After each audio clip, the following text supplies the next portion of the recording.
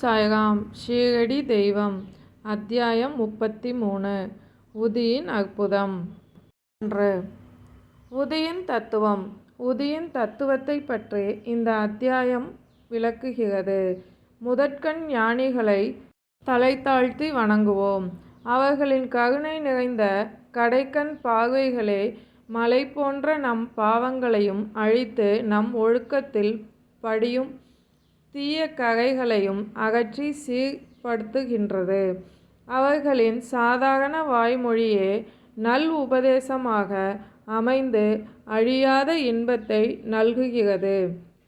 இது நமது, அது உமது என்ற பாகுபாடெல்லாம் ஞானிகளுக்கு கிடையாது. இப்பிறவியினாலும் அல்லது எப்பிறவினாலும் அவர்களின் கடனை நம்மால் திருப்பி அடைக்க முடியாது. பாபா அனைவரிடத்தும் தட்சணை பெற்றார். தட்சணையாக பெற்ற பணத்திலிருந்து பெருமளவு தர்மத்திற்காகவும் மீதியை விறகு வாங்குவதற்காகவும் செலவழித்தார். அவர் மசூதியில் எப்போதும் அணையாமல் எரியும் துனி என்ற புனித நெருப்பில் விறகை இட்டார். இந்நெருப்பிலிருந்து வரும் சாம்பலே உதி என அழைக்கப்பட்டது. பக்தர்கள் ஷீரடியை விட்டு புறப்படும் நேரத்தில் பாபா இவ்வுதியை தாராளமாக அவர்களுக்கு வழங்குவார். இந்த உதியின் மூலம் பாபா நமக்கு உணர்த்துவதும் உபதேசிப்பதும் என்ன? இப்பிரபஞ்சமும் பிரபஞ்சத்தில் காணப்படும் பொருட்களும் இப்பிரபஞ்சத்தின் அனைத்து நிகழ்வுகளும் இந்த சாம்பலை போன்று நிலையற்றது. பஞ்சபூதங்களால் அமைக்கப்பட்ட நம் உடலும் துய்க்க வேண்டிய எல்லா இன்ப துன்பங்களையும் அனுபவித்து முடிந்த பின்னர் இறுதியில் சாம்பலாகி போகும். நம் உடல் இறுதியில் சாம்பலாக்கப்படும் என்பதை உணர்த்ததான் பாபா நமக்கு இந்த உதியை வழங்குகிறார்.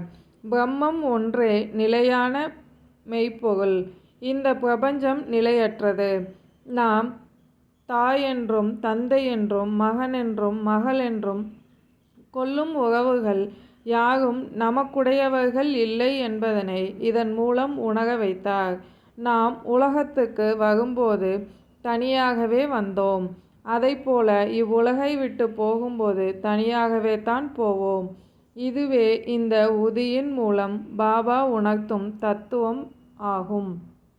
இந்த உதி அதி அற்புதமாக மனம் மற்றும் உடல் சார்ந்த நோய்களை எல்லாம் கட்டுப்படுத்துகிறது.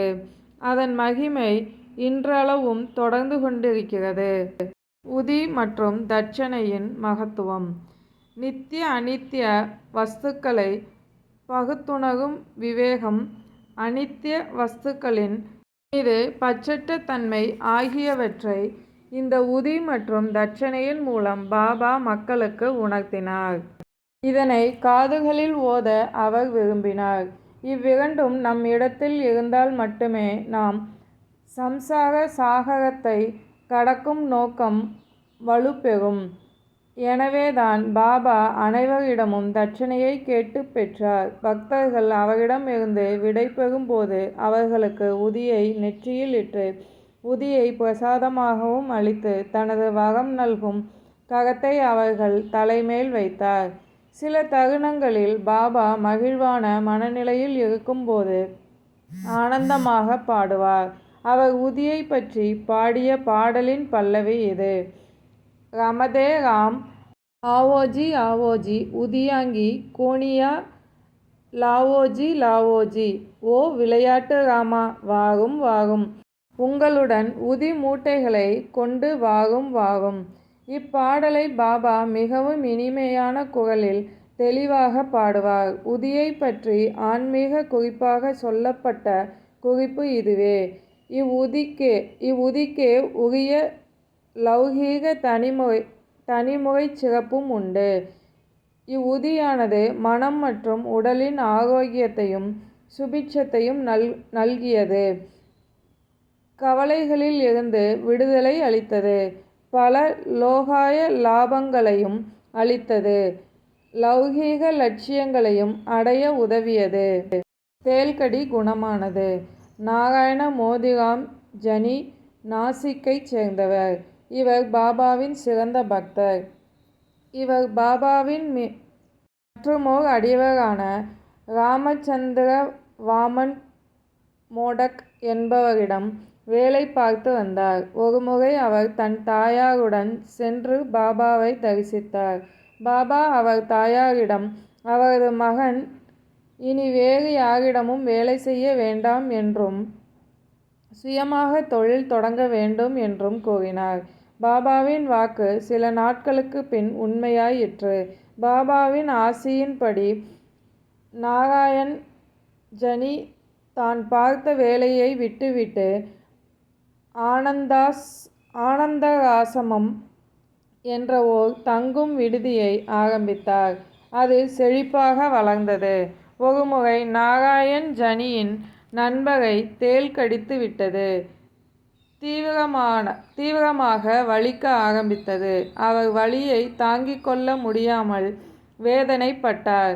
இது போன்ற சமயங்களில் இவ்வுதியானது அதி அற்புதமான மருந்து ஆகும்.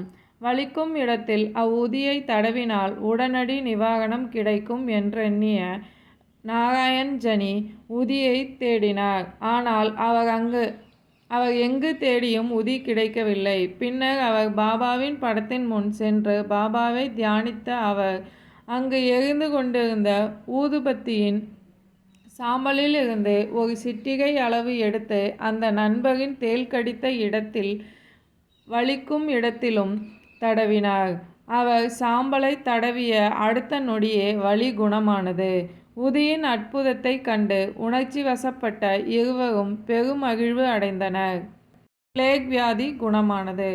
ஒருமுறை பாந்திராவில் உள்ள பாபாவின் அடியவர் ஒருவர் வேறு ஊரில் உள்ள தன் மகளுக்கு நெறிக்கட்டி பிளேக் நோயால் அவதிப்படுவதை அறிந்தார். அவரிடம் கைவசம் உதி எதுவும் இல்லை. எனவே அவர் தன் நண்பர் நானா சாஹிப்பிடம் உதி அனுப்பும்படி கேட்டார். தன் மகளின் வியாதியையும் அதனால் அவள் படும் வேதனையையும் தெரியப்படுத்தினார். அப்போது நானா சாஹிப் தன் மனைவியுடன் கல்யாணுக்கு பயணமாகி கொண்டிருந்தார். அவர் தானே ரயில் நிலையத்தில் இருக்கும்போது இவர் விஷயத்தை கேள்விப்பட்டார். அவர் உதி கிடைக்காததால் சமயோதிகமாக தரையில் இருந்து கொஞ்சம் மண்ணை எடுத்து பாபாவை வேண்டிக் கொண்டு அருகில் இருந்த தன் மனைவியின் நெற்றியில் இட்டார். அந்த அடியவர் பின்னர் தன் மகள் வீட்டிற்கு சென்று பார்த்தபோது தன் மகள் பிளேக் நோயின் பாதிப்பு வலி எதுவும் இன்றி தானே ரயில் நிலையத்தில் மண்ணை உதியாக எண்ணி பூசிய அந்த நேரத்திலிருந்தே குணம் காணலானார் என்பதை அறிந்ததும் பெருமகிழ்ச்சி அடைந்தார். பிரசவிக்கும் பெண்ணுக்கு பாபா அனுப்பிய உதி. 1904 1905 ஆண்டுகளில் நானா சாஹிப் சந்தோர்கர் ஷீரடியிலிருந்து 100 மைல் தொலைவில் உள்ள கான்ஷேக் ஜில்லாவில் உள்ள ஜாம்னேரின் மம்மல்தரான பணியாற்றினார். அப்போது அவரது மகள் மைனாதாயி பிரசவிக்கும் நிலையில் இருந்தாள்.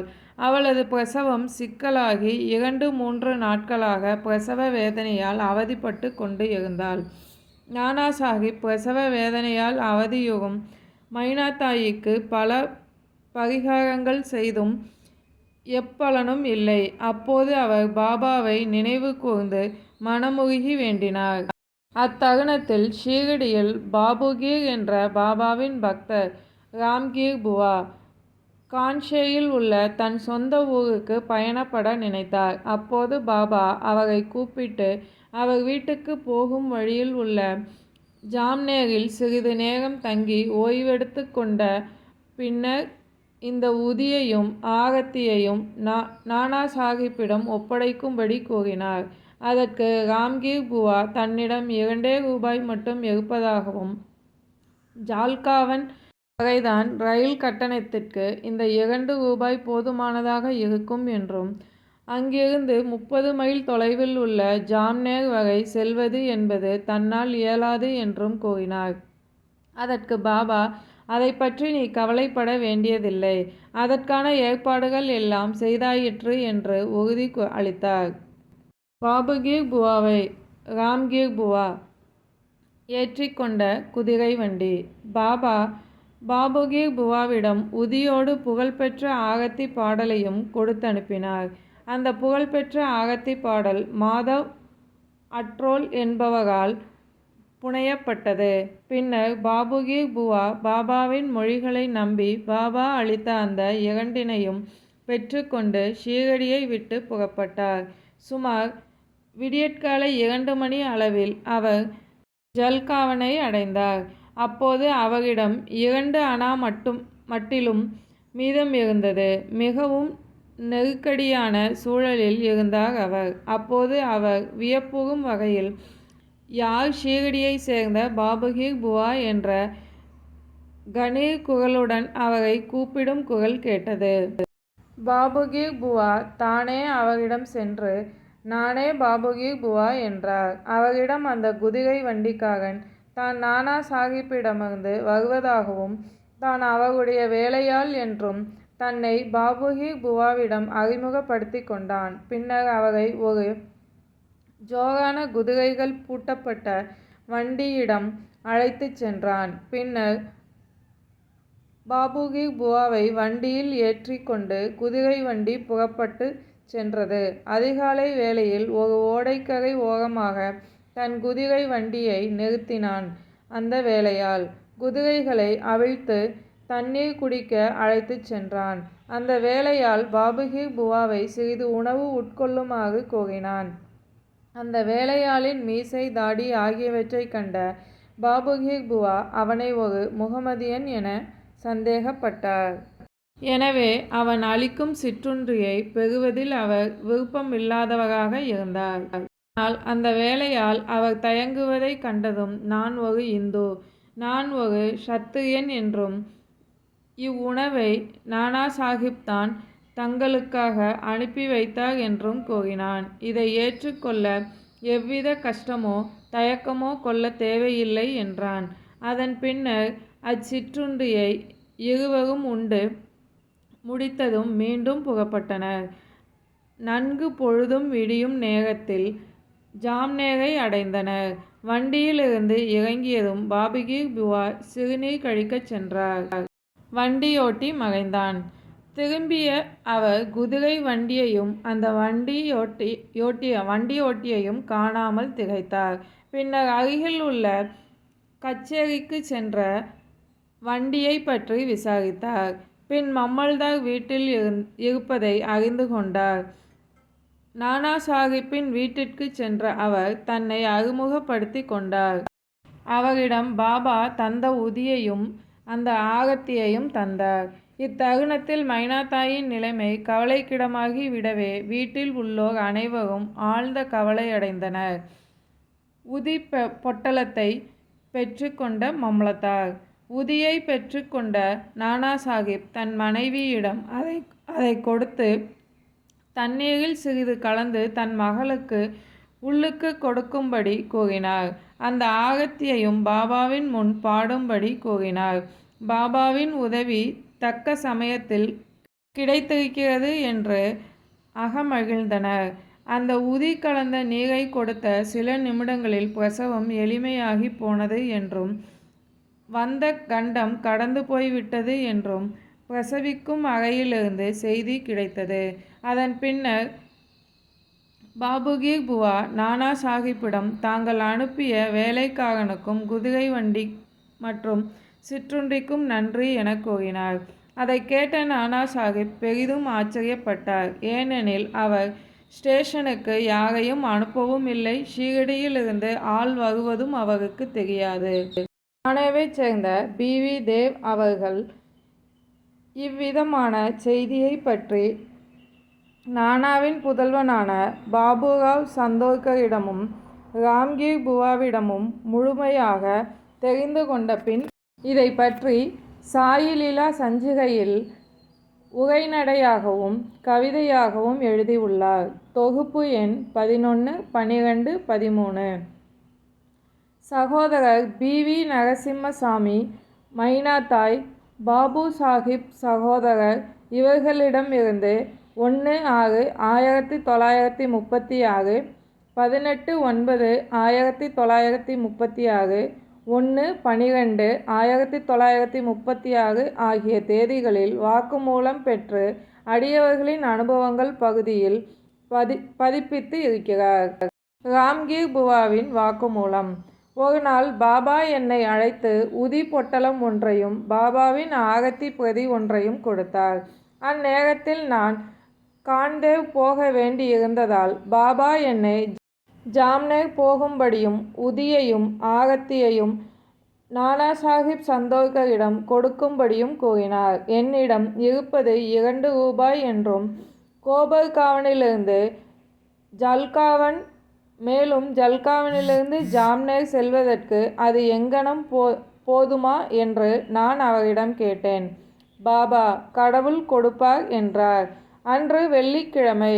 நான் உடனே புறப்பட்டேன். இரவு 7:30 மணிக்கு அங்கு சென்றடைந்தேன்.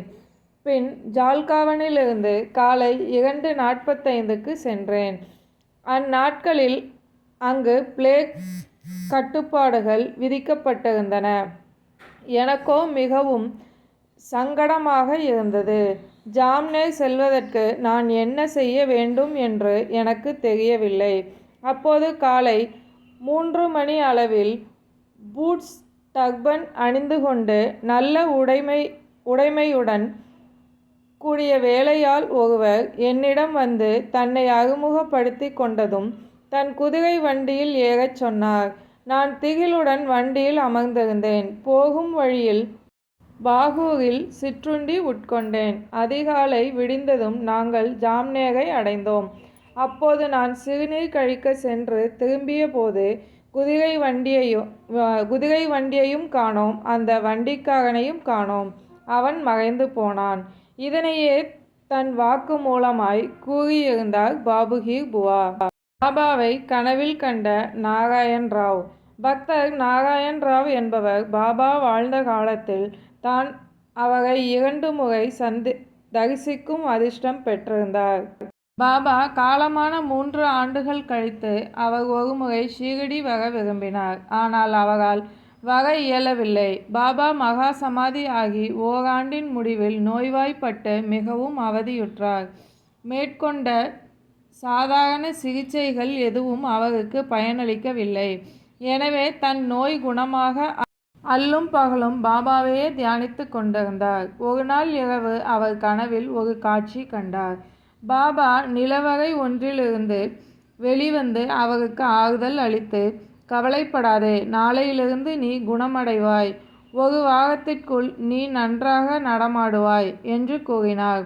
அவர் கனவில் குறிப்பிட்டபடி 1 வாரத்திற்குள் நாராயண் ராவ் பரிபூரணமாய் குணமடைந்தார். பாபாவை பற்றிய நம் எண்ணம். உடல் இருந்ததானால் பாபா வாழ்ந்து கொண்டிருந்தார். உடலை விட்டதால் அவர் இறந்து விட்டாரா என்றால் பாபா எப்போதுமே வாழ்கிறார். ஏனெனில் அவர் பிறப்பு இறப்பு என்ற இருமையும் கடந்தவர். எவனொருவன் அவரை முழு மனதுடன் நேசிக்கிறானோ அவன் எந்த நேரத்திலும் எந்த இடத்திலும் பதில் பெறுகிறான். அருகிலேயேதான் அவர் எப்போதும் இருக்கிறார். எந்த ரூபத்திலும் வெளிப்படுகிறார். பிரியமுள்ள பக்தனிடம் சென்று அவனை திருப்திப்படுத்துகிறார். பாபாவின் பட வழிபாடு. 1917ஆம் ஆண்டு அப்பா சாஹிப் குல்கர்னி தானேவுக்கு மாற்றப்பட்டார். அவருக்கு அப்போது பாலா சாஹிப் பாபாவின் மூலம் பாபாவின் படம் ஒன்று கிடைத்தது. அந்த படத்தை அவர் பக்தியுடன் வழிபட்டார். உண்மையான பக்தியுடன் பூ, சந்தனம் மற்றும் நிவேதனம் என இவைகளை பாபாவின் படத்தின் முன்னர் தினமும் சமர்ப்பணம் செய்து வழிபட்டார். பாபாவின் படத்தை பக்தியுடன் பார்ப்பதானது அவரை நேரில் காண்பதற்கு சமமாகும். அதை பின்வரும் கதையின் மூலம் உணர முடியும். நவீன துக்காராம் என அழைக்கப்படுபவர் பாலா புவா சுதர் என்பவர். இவர் பம்பாயைச் சேர்ந்தவர். அவரின் எல்லையற்ற கடவுள் பக்தி, பஜனை என இவற்றால் தான் எவ்வாறு அழைக்கப்பட்டார். 1917இல் அவர் முதன்முறையாக ஷீரடிக்கு வந்து பாபாவை தரிசித்தார். பாபா அவரிடம், இம்மனிதரை நான் 4 ஆண்டுகளாக அறிவேன் என்றார். இதுவே தனது ஷீரடி விஜயமானதால் பாபாவின் கூற்றைக் கேட்டு ஆச்சரியப்பட்டு இது எங்ஙனம் சாத்தியமாகும் என நினைத்தார் அவர். ஆனால் அவர் அதனையே தீவிரமாக சிந்தித்த போது 4 ஆண்டுகளுக்கு முன் பம்பாயில் இருந்தபோது பாபாவின் படத்தின் முன் வீழ்ந்து நமஸ்கரித்தது அவர் நினைவுக்கு வந்தது. இதனை எண்ணிய அவர் தனக்குள் ஞானிகள் எத்தகைய நிறைவு பேரறிவு உடையவர்களாகவும் சர்வ வியாபியாகவும் இருக்கிறார்கள், தனது அடியவர்களுடன் எத்தகைய அன்புடன் இருக்கிறார்கள். அவர் புகைப்படத்தை மட்டுமே பூஜித்து அவரை நினைத்தேன். இதனை பாபா தன் சர்வ வியாபக தன்மையால் அறிந்துள்ளார். தக்க தருணத்தில் அவர் படத்தை காண்பது நேரில் பாபாவை காண்பதற்கு சமமாகும் என்பதனை அவர் உணர்ந்து கொண்டார். 10 ரூபாயை தட்சணையாக வாங்கிய ஃபக்கீர். அப்பா சாஹிப் என்பவர் தானேவிலிருந்து ஒரு வேலை விஷயமாக பிவண்டி என்னும் இடத்திற்கு செல்ல வேண்டியிருந்தது. அவரது வேலை 1 வாரம் வரை நீடித்தது. அவர் வீட்டில் இல்லாத 3வது நாள் ஒரு வியத்தகு சம்பவம் நடந்தது. அன்று மத்தியானம் ஒரு பக்கிரி அப்பா சாஹிப்பின் வீட்டிற்கு வந்தார். அவருடைய அங்க அடையாளம் எல்லாம் பார்ப்பதற்கு பாபாவுடன் ஒத்திருந்தது. குல்கர்ணியின் மனைவியும் அவரை பார்த்து, நீங்கள் ஷீரடி பாபாவா என்றாள். அவர் அவளிடம் தான் பாபா இல்லை என்று தான் கூறி அவருடைய பணிவான சேவகன் என்றார். இங்குதான் அவருடைய கட்டளையின்படியே குடும்ப நலம் விசாரிக்க வந்தேன் என்றார். பின்னர் அவளிடம் தட்சணை கேட்டார். அப்பெண்மணி 1 ரூபாய் தட்சணையாக கொடுத்தாள். அவர் அவளிடம் ஒரு உதி பொட்டலம் ஒன்றை கொடுத்து அதை பூஜை அறையில் படத்துடன் வழிபாட்டுக்காக வைக்கும்படி கூறினார். பின்னர் அவர் அவ்விடத்தை விட்டகன்றார். சாயியின் அற்புத லீலை. இடையில் நோய்வாய்ப்பட்ட அப்பா சாஹிப் குதிரை வண்டியில் தன் பயணத்தை தொடர முடியவில்லை. அன்று மாலை அவர் வீட்டிற்கு திரும்பினார். தன் மனைவியின் மூலம் பக்கீரியின் விஜயத்தை கேள்விப்பட்டார். அடடா, நாம் அந்த பக்கீரியின் தரிசனத்தை காண தவறிவிட்டோமே என்றெண்ணி வருத்தப்பட்ட அவர் 1 ரூபாயை மட்டும் தட்சணையாக தன் மனைவி அளித்ததில் திருப்தி இல்லாமல் இருந்தார். தான் இருந்திருந்தால் 10 ரூபாய்க்கு குறைவாக தட்சணை அளித்திருக்க மாட்டேன் என்று எண்ணினார். பக்கீரியை தேடிய அப்பா சாஹிப். அப்பா சாஹிப் அந்த பக்கீரியை தேடிக்கொண்டு சென்றார். உணவு எதுவும் உட்கொள்ளாமல் மசூதியிலும் மற்ற இடங்களிலும் தேடினார். எங்கு தேடியும் அவரை காணவில்லை. வெறும் வயிற்றுடன் கடவுளை தேடுதல் கூடாது என்பதால் உணவு உட்கொண்டதும் சித்ரே என்ற நண்பருடன் அந்த பக்கிரியை தேடிச் சென்றார். சிறிது தூரம் சென்ற பின் விரைவாக ஒரு பக்கிரி அவரை தேடி வந்தார். அவரின் தோற்றம் பாபாவின் புகைப்படத்தில் இருந்தவரோடு ஒத்துப்போயிருந்ததால் இவரே தன் வீட்டிற்கு வந்த பக்கிரி என யூகித்தார். அந்த பக்கிரி உடனே தன் கரத்தை நீட்டி அவரிடம் தட்சணை கேட்டார். அப்பா சாஹிப் அவருக்கு 1 ரூபாய் அளித்தார். அவர் மீண்டும் கேட்டார். அப்பா சாஹிப் மேலும் 2 ரூபாய் கொடுத்தார். அந்த பக்கிரி திருப்தி அடையவில்லை. பின்னர் அப்பா சாஹிப் சித்ரேவிடம் கடனாக 3 ரூபாய் வாங்கி அளித்தார். மொத்தத்தில் 9 ரூபாய் வாங்கி கொண்டும் அந்த பக்கிரி திருப்தி அடையாததால் அப்பா சாஹிப் தன்னிடம் 10 ரூபாய் கரன்சி நோட்டு மட்டுமே உள்ளது என்று சொன்னார். பக்கிரியோ அதை கேட்டு வாங்கி கொண்டு தான் ஏற்கனவே வாங்கிய 9 ரூபாய்க்கான சில்லறை நாணயங்களை அவரிடம் கொடுத்துவிட்டு திரும்பி போய் விட்டார். தட்சணையின் சூட்சுமம். முன்பு அப்பா சாஹிப் தாம் 10 ரூபாய் தட்சணையாக கொடுக்கிறேன் என்று வாய் வார்த்தையாக கூறினார். அதனால் அத்தொகை முழுவதுமே அப்பக்கிரியால் பெற்று கொள்ளப்பட்டது. பாபாவின் பரிசத்தால் புனிதமாக்கப்பட்ட ரூபாய் 9ம் அவரிடம் திருப்பி தரப்பட்டன. 9 என்ற எண் முக்கியத்துவம் வாய்ந்தது. அது நவவித பக்தியை குறிக்கிறது. லக்ஷ்மிபாயி ஷிண்டேவுக்கு ஒருமுறை பாபா தனது கடைசி தருணத்தில் 9 ரூபாய் கொடுத்தது கவனிக்கத்தக்கது. பின்னர் அப்பா சாஹிப் வீட்டிற்கு வந்ததும் உதி பொட்டலத்தை சோதனை செய்தார். அதில் சில மலர் இதழ்களும் அக்ஷதைகளும் இருப்பதை கண்டார். பின்னர் அவர் ஒருமுறை ஷீரடிக்கு சென்றபோது பாபாவின் ரோமம் ஒன்று கிடைத்தது. அந்த ரோமத்தையும் உதி பொட்டலத்தையும் ஒரு தாயத்துக்குள் அடைத்து அதனை அப்பா சாஹிப் தன் புஜத்தினில் அணிந்து கொண்டார். உதியின் அற்புத சக்தி அவருக்கு புலப்பட்டது.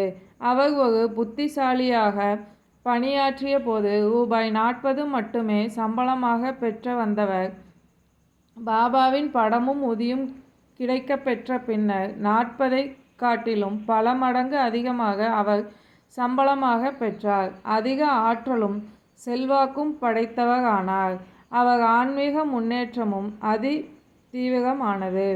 பாபாவின் உதியை பெற்றிருக்கும் நல் அதிர்ஷ்டம் பெற்றவர்கள் அதை குளித்த பின் நெற்றியில் இட்டுக்கொண்டு சிறிதளவு தண்ணீரில் கரைத்து புனித தீர்த்தமாக குடித்துவிட வேண்டும். நரசிங்க மகராஜ் கேட்ட ₹1 தட்சணை. தானே ஜில்லாவைச் சேர்ந்தவர் ஹரிபாவ் கானிக். 1917ஆம் ஆண்டு அவர் ஷீரடிக்கு வந்தார்.